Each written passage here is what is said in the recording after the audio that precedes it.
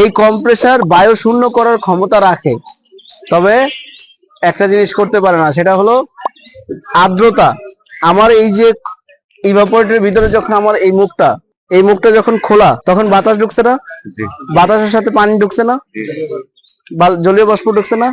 এখন এই আর্দ্রতা যদি ঢুকে যায়, তাহলে এই আর্দ্রতা বের করবো কি দিয়ে? তাহলে আমি না হয় বাতাসটা বের করে ফেললাম, কিন্তু আর্দ্রতা বের করবো কি দিয়ে? তাহলে আমি এটা দিয়েও আমার টানতেছে, কম্প্রেসার দিয়ে টানলে সাকশন হবে না। তাহলে আমি যদি এটাতে লাগাই, টানবে না? টানবে, কিন্তু প্রপার ভ্যাকুয়াম কি হবে? তাহলে ভ্যাকুয়াম পাম্পের কার্যকারিতাটা কি বুঝতে পারছি? আমি যদি কম্প্রেসার দিয়ে কাজ করি, কাজ হবে না? কাজ হবে, সঠিক কাজ হবে না। কাজ হবে, কিন্তু কি সঠিক কাজ হবে না। সঠিক কাজ করার নিয়ম কি? ভ্যাকুয়াম পাম্প দিয়ে। যেহেতু আমাদের ভ্যাকুয়াম পাম্পটা আমাদের চোখের সামনে পুড়ে গেল, আমরা এটাকে পরে ঠিক করে নিব, যেহেতু তোমাদেরকে শিখাইতেছে, আগে শিখে নি। এখন কম্প্রেসার এই লাইন দিয়ে বের হচ্ছে, মানে এটা কি লাইন? ডিসচার্জ। আর যে টানতেছে আমরা সাকশনে লাগিয়ে দিলাম। এখন অনেকেই বলে যে ভ্যাকুয়াম আধা ঘন্টা করবা, 1 ঘন্টা করবা, বলে না ভ্যাকুয়াম কত সময় করবা? আমাদের ভ্যাকুয়াম স্কেলে 29.99 ইঞ্চ অফ মার্কারি আসলে আমরা কি করব?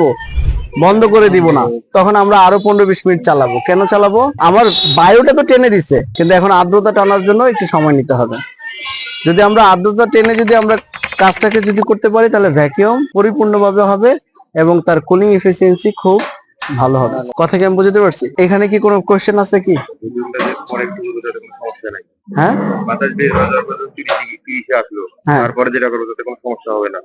না, সমস্যা হবে না। ভ্যাকুয়াম যদি আমরা বেশি করি, তাহলে সমস্যা হবে কিনা, এই তো প্রশ্ন নাকি? ভ্যাকুয়াম যত বেশি করবা তত ভালো। আমি কথা বুঝতে পারছি? ভ্যাকুয়াম যত বেশি করবা তত ভালো। ভ্যাকুয়াম স্কেলের সঠিক মাপার স্কেল হলো মাইক্রন মিটার। আমি কি কথা বুঝতে পারছি? কি মিটার? Micron metre. মাইক্রনে পরিমাপ করতে হয়, তো ওইটাতে তোমার 500 মাইক্রন দিয়ে যদি আসে, তাহলে আমরা বুঝতে পারবো যে ভ্যাকুয়াম কমপ্লিট। কিন্তু এখানে একটা কথা আছে, আমরা গরিব দেশের বসবাস করি, গরিব দেশের গরিব কাস্টমার, গরিব টেকনিশিয়ান।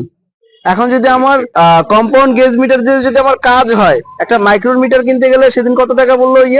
16,000 টাকা বললো না? ওই যে আমরা নবপুরে জিজ্ঞেস করলাম, 16,000 টাকা দাম চাইলো। তাও আবার কি আমাদের প্রাইস, আবার অন্য কেউ গেলে দাম আরো বাড়তি হবে। আরেকটা গুরুত্বপূর্ণ বিষয় হলো যে সার্ভিস ভালভের কোন অংশটা লক থাকে। আমি যে এই যে অ্যালেন কি দিয়ে, এই টুলসটার নাম জানি তো? অ্যালেন কি। অ্যালেন কি, এই অ্যালেন কি, এইটা এই যে এখানে যে সার্ভিস ভালভ, ভালভ শব্দের অর্থটা আমরা বুঝেছি না? হ্যাঁ, মানে একটা এখানে অন অফ বা দরজা আছে যেটা বন্ধ এবং চালু হয়। ভালভ শব্দটা যেখানেই আমরা পাবো, hand shutter valve, solenoid valve, thermostatic expansion valve, যে ভালভ শব্দগুলো আমাদের আসবে, তখনই বুঝবো যে ওখানে একটু ওপেন এন্ড ক্লোজ এর একটা ব্যবস্থাপনা আছে। ওইটার কাজটা আমরা আলাদা করে শিখে নিব, বাট এটা মাথায় যেন আমাদের আসে যে এখানে বন্ধ এবং চালুর একটা ব্যবস্থাপনা আছে। তাহলে এখানে যে সার্ভিস ভালভ দুইটা আছে, এই যে আউটডোরে যে অংশটা, এখানে গ্যাসটাকে যে আমরা পাম্প ডাউন করে রাখি, তাই না? তাহলে এই জায়গায় একটা বন্ধ করা আছে, এখানে একটা বন্ধ করা আছে, তাই না? এখন বন্ধটা আসলে কোন পর্যন্ত বন্ধ করা আছে? বন্ধটা কিন্তু তোমার এই গোড়ায় বন্ধ করা। আমি কথা বুঝতে পারছি? বন্ধটা কোথায়? এই গোড়ার ভিতরে, এই পাশে না, কিন্তু এই গোড়ার ভিতরে বন্ধ। এই যে আমার কম্প্রেসার এবং কন্ডেন্সার, এর ভিতরে তো রেফ্রিজারেন্টটা ব্লক করা থাকে, তাই না? লক করা থাকে, যেটা পাম্প ডাউন বলি, তাই না? তাহলে এই কন্ডেন্সার টিউবের ভিতরে, পুরো টিউবের শেষ প্রান্তে আছে ক্যাপিলারি টিউব, ক্যাপিলারি শেষ প্রান্তে আছে সার্ভিস ভালভ।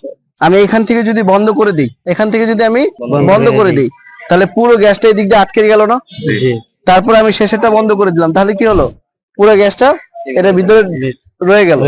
এখানে ভ্যাকুয়াম হয়ে গেলে ইনডোর ইউনিটের যে বায়ুটা যখন বের করে নিয়ে আসবে, তখন আমরা কি করব? তখন আমরা এই গ্যাসটাকে ছেড়ে দিব। গ্যাসটাকে ছেড়ে দিলে আমাদের প্রেসারটা উঠে যাবে, তারপর আমরা কম্প্রেসারটাকে স্টার্ট দিয়ে আমরা চেক দিব। আমরা অন্যান্য যে চেকিং গুলো আছে সেগুলো আমরা করব।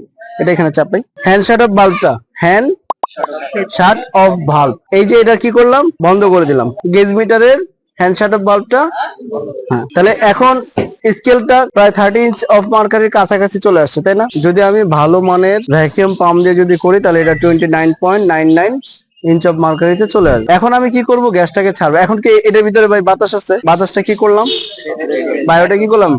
বের করে দিলাম। কি প্রক্রিয়ার মাধ্যমে? ভ্যাকুয়াম পাম্পের মাধ্যমে। তো ভ্যাকুয়াম পাম্পের মাধ্যমে কি করলাম? ভিতরে বাতাসটাকে বাহির করে দিলাম। এখন আমরা কি করব? গ্যাসটাকে ছাড়বো।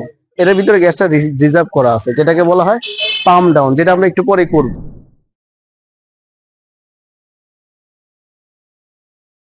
We are from